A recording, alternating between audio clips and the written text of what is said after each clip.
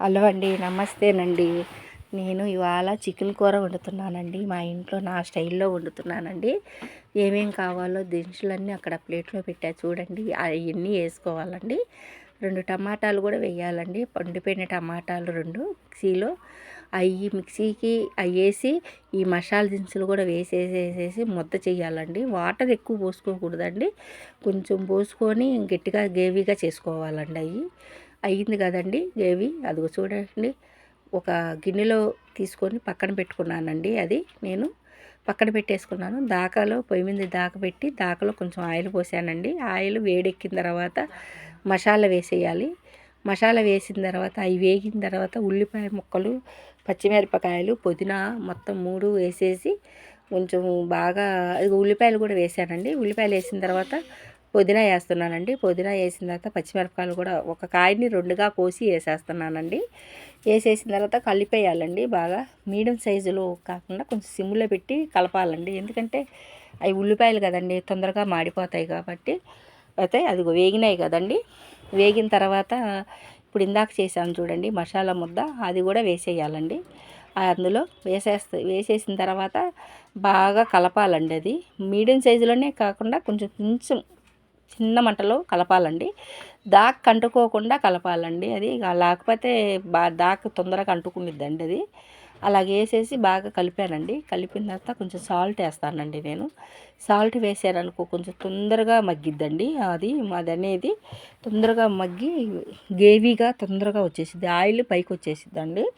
అది కలిపేసేసిన తర్వాత పసుపు వేసేసానండి. పసుపు వేసిన తర్వాత పసుపు, కొంచెం కారం కూడా వేసానండి. కారం కొంచెం ఎక్కువ వేస్తానండి నేను. మేము ఇంట్లో కారం కొంచెం ఎక్కువ తింటామండి. నీసు కూరలు అందులో కారం ఎక్కువ వేస్తేనే రుచి వచ్చిద్దండి.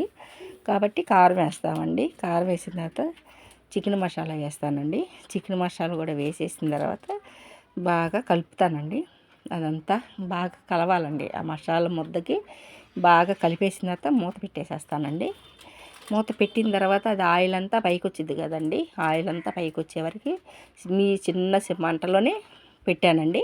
అది చూడండి ఆయిల్ వచ్చిందో బాగా గ్రేవీగా వచ్చింది. బాగా అంటకుండా గరిటె పెట్టి బాగా కలిపేస్తున్నానండి. అది కలిసింది కదండి. ఈ లోపల నేను చికెన్ శుభ్రంగా కడిగి రెడీ చేసి పెట్టుకొని ఉన్నానండి.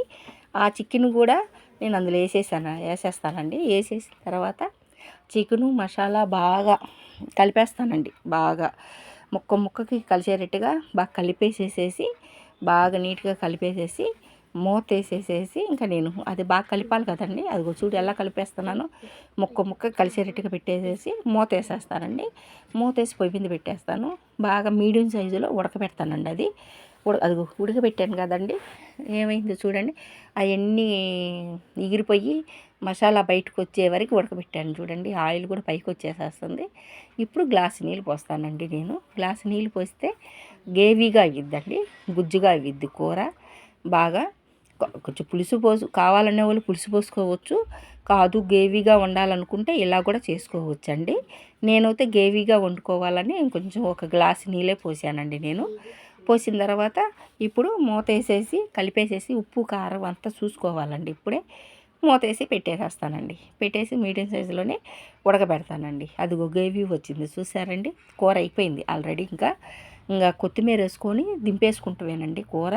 చూడండి ఎలాగ ఉందో కూర. ఎర్రగా చక్కగా కానొస్తుంది కూర. మొత్తం వాసన అయితే గుమగుమలాడుతుందండి. కొత్తిమీర కూడా వేసేసానండి. కూర అయిపోయిందండి. ఇప్పుడు రెడీ అయిపోయింది కూర. ఇంకా దింపేసేస్తామే. నా వీడియో నచ్చినట్టయితే నాకు లైక్ చేయండి, ఫాలో చేయండి. నేను కొత్తగా యూట్యూబ్ ఓపెన్ చేశానండి, సపోర్ట్ చేయండి.